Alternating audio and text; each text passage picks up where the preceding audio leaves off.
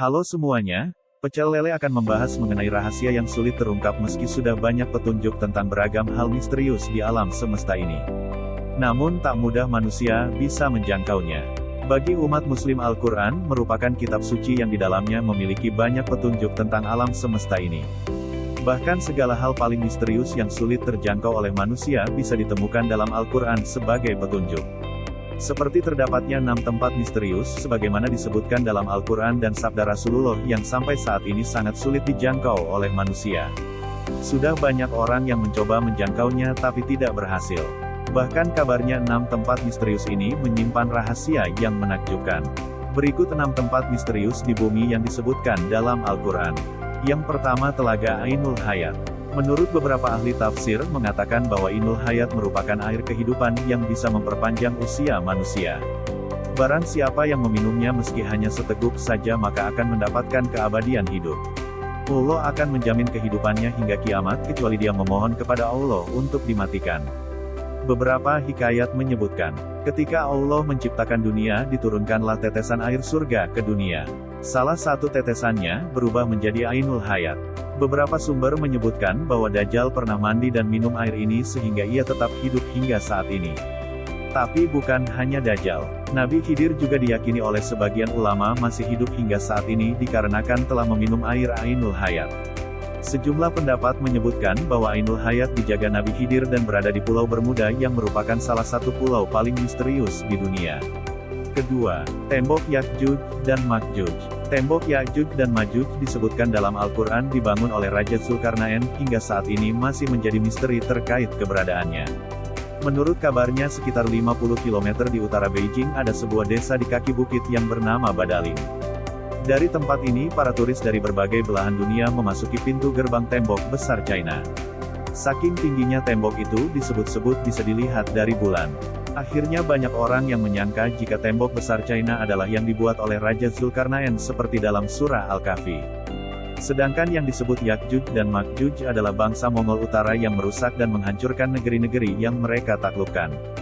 Syekh Habib bin Hamzah Abu Zaid, seorang penulis dan peneliti tentang tembok Zulkarnain, meyakini bahwa tembok yang dibangun Raja Zulkarnain adalah tembok besar Cina.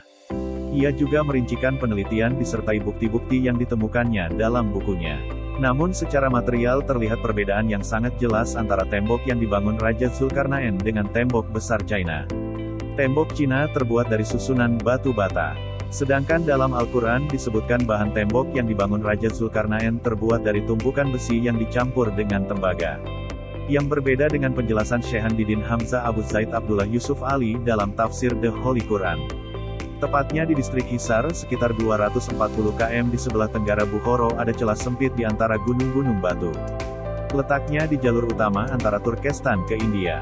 Tempat itu kini bernama Buzgolhana dalam bahasa Turki, tapi sebelumnya bernama Bab Al-Hadid yang semuanya bermakna pintu gerbang besi. Ketiga, Pulau Dajjal. Dajjal diyakini akan datang saat menjelang kiamat nanti. Saat ini tak ada yang mengetahui di mana keberadaan Dajjal. Banyak yang menyebutkan bahwa Dajjal saat ini masih dikurung di sebuah pulau dan baru akan keluar ketika akhir zaman sudah dekat. Namun tak ada seorang pun yang mengetahui di mana Dajjal dikurung. Beberapa pendapat menyatakan bahwa Dajjal dikurung di sebuah pulau bernama Socotra yang terletak di Samudera Hindia.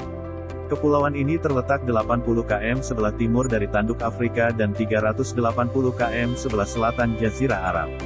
Socotra adalah pulau yang terisolasi hingga sepertiga dari floranya tidak dapat ditemui di tempat lain.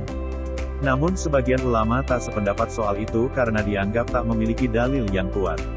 Keempat, Kerajaan Nabi Sulaiman. Nabi Sulaiman dikenal sebagai nabi yang sangat kaya dan memiliki kekuasaan yang begitu luas. Namun sampai saat ini jejak lokasi keberadaan kerajaannya masih menjadi misteri. Dalam literatur bangsa Yahudi, istana Nabi Sulaiman disebut Solomon Temple. Saat ini istana Nabi Sulaiman sudah tidak ada karena runtuh. Kecuali hanya tembok sebelah barat saja yang tersisa dari bangunan kuil atau istana yang masih berdiri. Oleh orang Yahudi sisa bangunan kuil itu dinamakan tembok ratapan. Sementara dalam beberapa riwayat, hancurnya istana Nabi Sulaiman itu bukan karena runtuh tapi diruntuhkan oleh orang Yahudi yang sombong dan angkuh. Hal itu seperti yang telah disebutkan dalam Al-Quran. Dan telah kami tetapkan terhadap Bani Israel dalam kitab itu. Sesungguhnya kamu akan membuat kerusakan di muka bumi ini 2 kali. Dan pasti kamu akan menyombongkan diri dengan kesombongan yang besar. Quran Surat Al-Isra ayat keempat. Dalam riwayat lain, disebutkan bahwa ciri-ciri istana Nabi Sulaiman pintunya terbuat dari kayu zaitun dan cemara. Lantainya terbuat dari kaca dan emas. Bangunannya pun berwarna-warni seperti biru, ungu, hijau, kuning dan lainnya. Beberapa ahli meyakini bahwa beberapa pondasi istana Nabi Sulaiman berada di Masjid Al-Aqsa. Namun karena sudah roboh istana itu tak bisa dibangun kembali.